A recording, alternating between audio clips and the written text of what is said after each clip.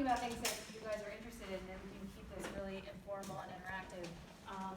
One is to talk about our main goal is to talk about the Transportation Climate Initiative, which is really an exciting initiative that we're undertaking, DOT and DEEP together, working with our, a number of different states in the Northeast to help advance a mechanism that can help us to cap carbon emissions from the transportation sector and take revenues from the program to invest them in things that people want that improve our transportation systems and reduce our carbon emissions and provide lots of different benefits for our communities. So the main goal is to explain a little bit more about that program and how it works, because we are, as we move this forward, we're going to need a lot of people out there to give us input on how we're designing the program, and also to be champions for this program as we engage with communities, as we engage with legislators about this opportunity going forward. So this is a great conversation for us to have with you to explain what this is and what we've been doing to date. But it's not coming out of nowhere. This Transportation Climate Initiative is part of a much broader process that we're working on to help address Connecticut's reducing carbon emissions from Connecticut's economy. And a lot of that, our focus on the Transportation Climate Initiative is, complemented by work that we're doing to reduce carbon emissions from the power sector, from power plants, from the ways that we consume electricity, and the way that we heat and cool our homes. And we have a good roadmap for how to do that as a result of planning work that we did through the Governor's Council on Climate Change, or GC3. And I want to appreciate John Humphreys, who's here and has been a member of the GC3 over the last few years, and really involved in all kinds of groups that have given us comment as we've moved and worked on that.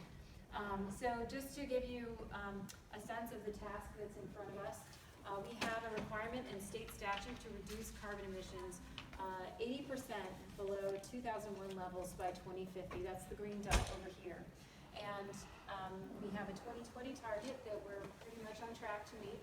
And then just last 2 years ago, is it 2 years? Oh my gosh, time is flying. With support from a lot of groups and stakeholders that are in this room, we persuaded the legislature to enact an even more ambitious 2030 target of 45% reduction. So you can see how this curve is like bending down pretty steeply to 2030. There's a lot of work that we need to do, a lot of reductions that we need to make. But this is our statutory mandate in the state of Connecticut that I am very proud to be working with all of our other agencies in state government to help us achieve this. So we've made a lot of, the good news is that we've made a lot of progress in reducing carbon emissions, particularly in the electric power sector. We have a lot more to do in that sector, but we've done a lot of things like deploying energy efficiency and renewables that's helped us make a big dent in our carbon budget for the electric power sector. The transportation sector, that big yellow or orange wedge up there, is the nut that we want to crack next, and that's the contributing about 35% of our carbon emissions currently in Connecticut.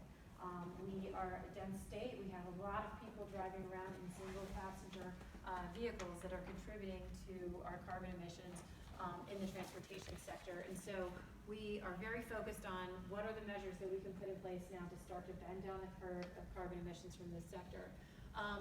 There's a lot of different things that we are doing. Our goal is to do them all at once, including maintaining increasing fuel economy standards. This is an area where we have taken action, partnering with California with respect to their standards that they put in place. There's a lot of work we need to do to help prevent the Trump administration from undermining some of California's authorities to implement those more stringent fuel economy standards here in our state. Jane, can I just emphasize, that is a real threat to any of the stuff that we're talking about tonight. And if we don't get those CAFE standards reaffirmed, we're going to be in trouble. Yeah, and look, we are, we're very focused on the things that we can do at the state level and using all the tools, within our powers. We are also very active in working with Attorney General Tom and other states to help with our advocacy and litigation if necessary to try to do everything we can to push back against these federal rollbacks. We know that we have, of course, course, to meet our GC3 or our Global Marine Solutions Act goals for the transportation sector, we need to increase electric vehicle penetration very significantly by about 20% by 2030. And we need to eliminate our growth in vehicle miles traveled. Can I just interject on that? I'm Tom Mazaiarz, Chief Planning at Dept. That's one, the VOT reduction that DOT is not particularly comfortable with. That's a real stretch for us. But you can thank John Humphreys. John, would you go? He and I had numerous debates on the Governor's Climate Change Council about this, and it's out in 2030, but that's something we can strive for. We'll talk about it more later. Yes, and of course, another really essential component of being able to achieve these targets is to develop sustainable funding for transportation, including electrification and transportation infrastructure. So all of these things are related.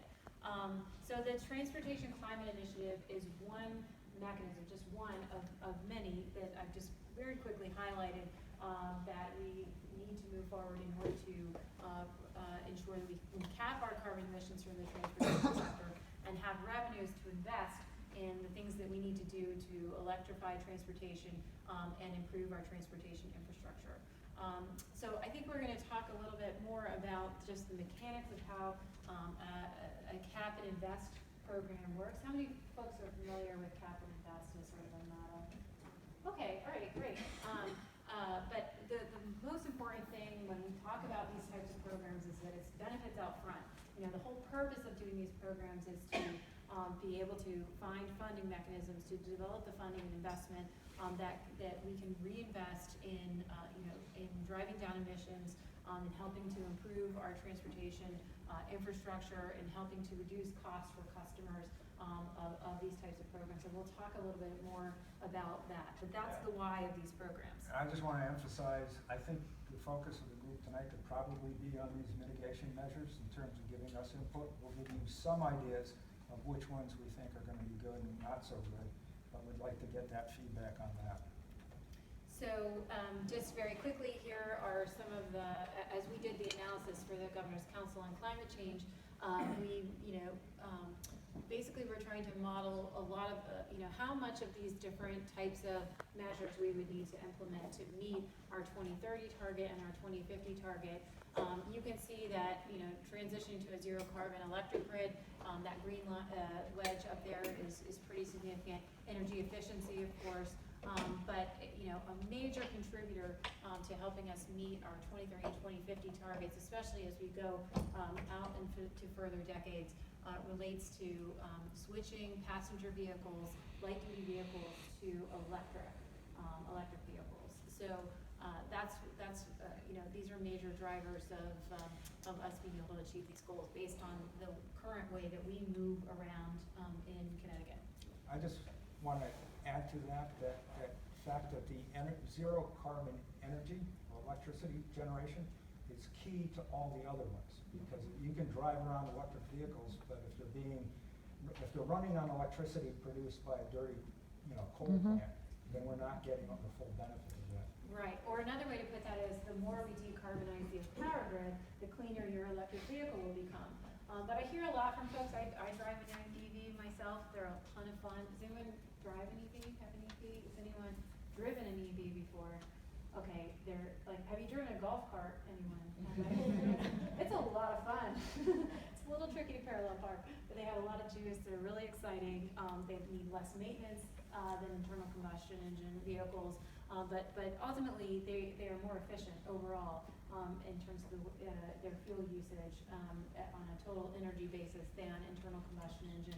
So my relatives ask a lot of times, well, if the grid isn't totally clean, are you really helping with carbon emissions? And the answer is yes. And we already have a very relatively clean grid here in New England, and we're very focused with our programs on making it even cleaner. Last point on this, what the GC3 did was set a 45% reduction goal by 2030, which is very aggressive. We had talked about 35%, finally ended up at 45%. That does more to assure that we'll make the 2050 goal of 80% reduction.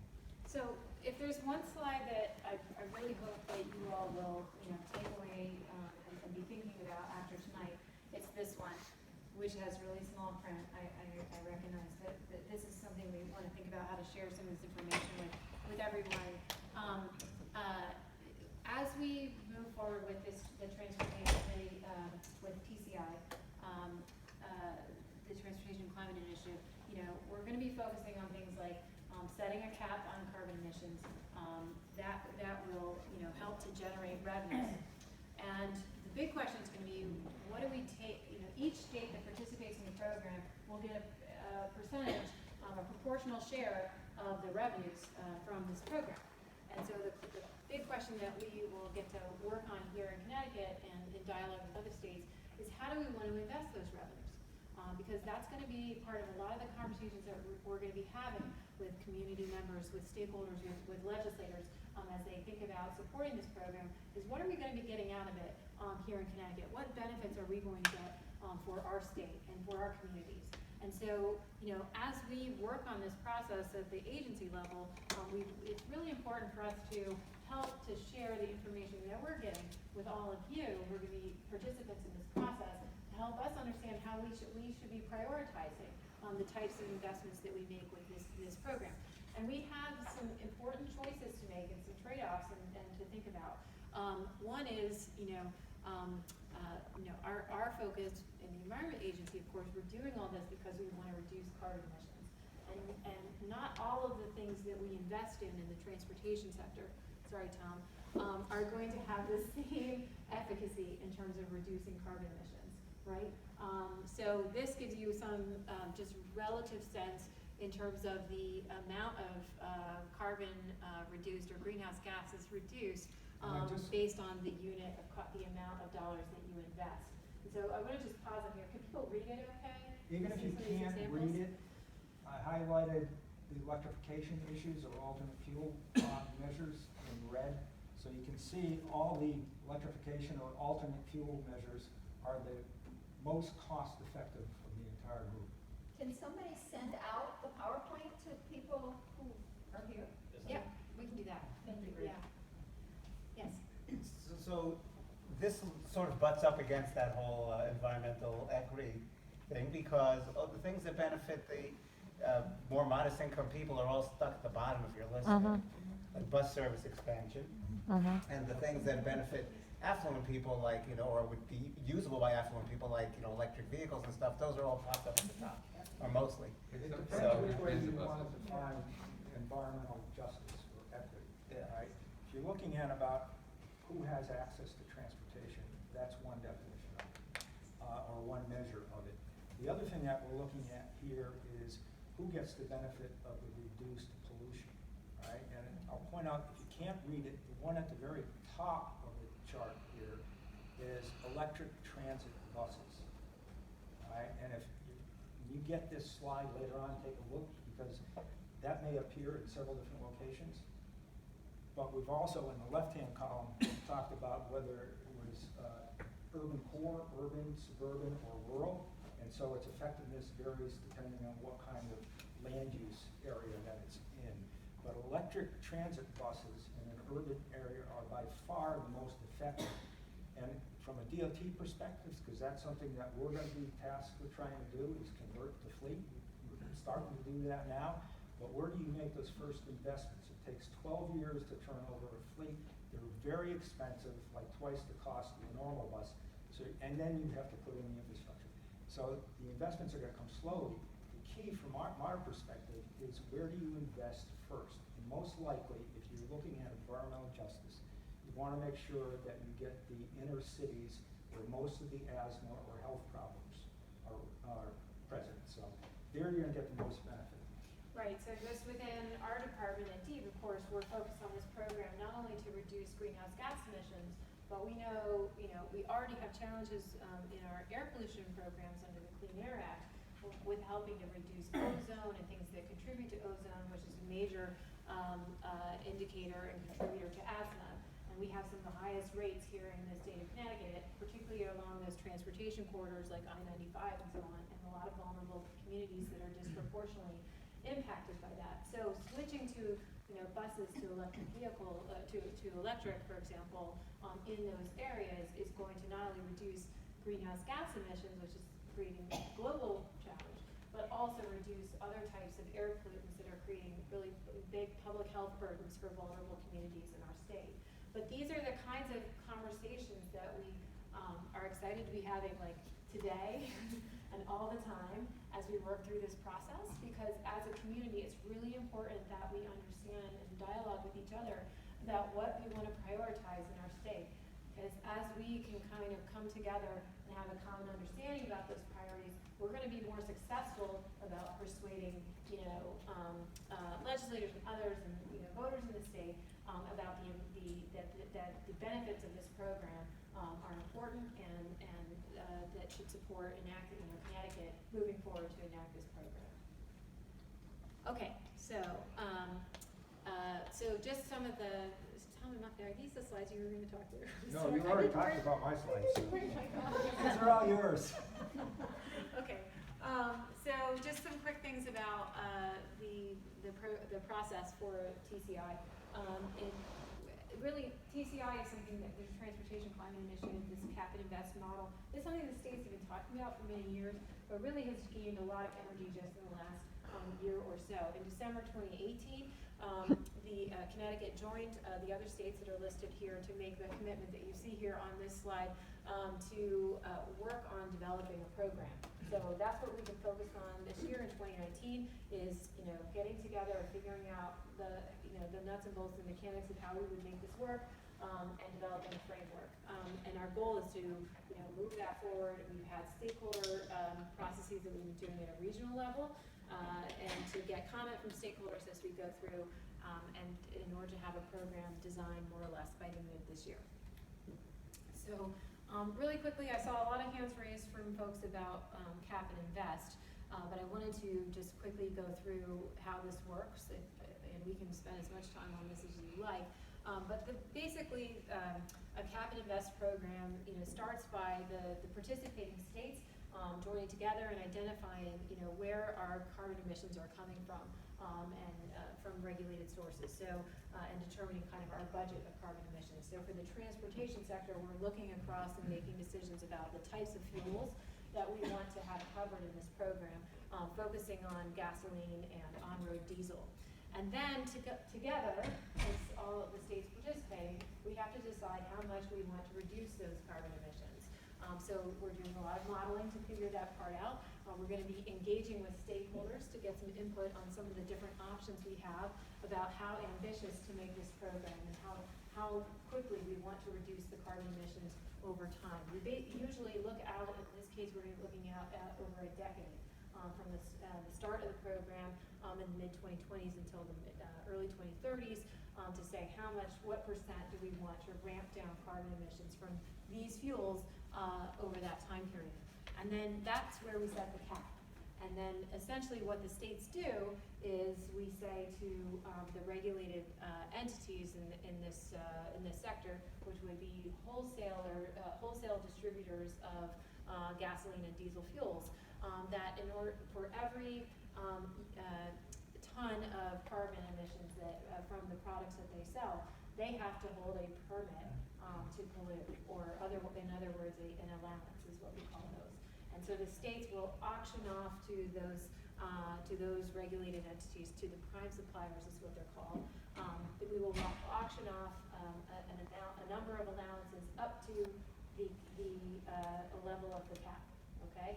And then the prime suppliers will have to go to the auction and purchase those allowances, and they pay money for those allowances at the auction. Those dollars are then transferred back to the states. And so then the states we would get our proportionate share of those dollars, and then Connecticut would then, as with all the other participating states, then get to take those dollars and reinvest them in the measures that we determine we want to prioritize. And that goes back to that list of options that was on the previous slide. Yes, John. Can you give an example of what a prime supplier is here in Connecticut? Is that my corner shell station, or what It's not your corner qualifies as shell a... station. It's an entity that, and there aren't that many of them, that are selling at wholesale to the gasoline stations. I think we have that. Yeah, does everybody know Carrie Enright Cato? Carrie is on our team at Deep in helping with this program, so. And the reason that we focus on that. So what is an example of a prime supplier that we have here in Connecticut? So it would be like an Exxon, but not your Exxon station. It would be Exxon, Exxon, the global company. The global company, and they would be assessed a fee basically in each of the states, or Right, so how does the that key work? to the program is that we have to make sure that, we're doing this, each state is doing it with its own authority and jurisdiction within its state. So we need to be able to, we could implement this by making the requirement to purchase allowances something that a gas station has to do, but there's a lot of gas stations and they may not be, administratively for them to have to figure all that out and Right. now be regulated by us and, deal with all the tracking and compliance. It's a lot of burden on them. We could, you could put the point of regulation on a refinery, really far upstream, but we don't have any of those. I'm not complaining about that, here in the state of Connecticut. So we're kind of trying to find what is a point of regulation where the administrative compliance piece is workable for the regulated entity, and where each state would have those entities within their state, so it's fairly well distributed across the I states that should are point participating. out, I think what'll help this, because we are all worried about how this gets administered in Connecticut, because we're thinking about all these individual retailers and even the wholesalers potentially. But there's a federal agency, the Energy Information Administration, that actually tracks all of this, so they know the volume of gasoline sold by Exxon in the state of Connecticut, and they know it for the other entities as well, and for diesel. So there is a mechanism we can tap into to determine what the volume of fuel sold in a particular state is. So what I'm hearing, the answer is that still to be defined, that the definition of prime supplier and what that looks like here in Connecticut is still under discussion. Yes, but we're refining that definition, but I think we have fairly good confidence that that is the right place to put this responsibility for complying with the program. Yep, other questions, yeah. Hey. Why would not the transportation vehicles themselves be a prime source? Because it's the combination of the fuel and the combustion engine and the efficiency at which that fuel is burned and whatever particulates come out of that. Like, what is the logic behind not including the vehicles?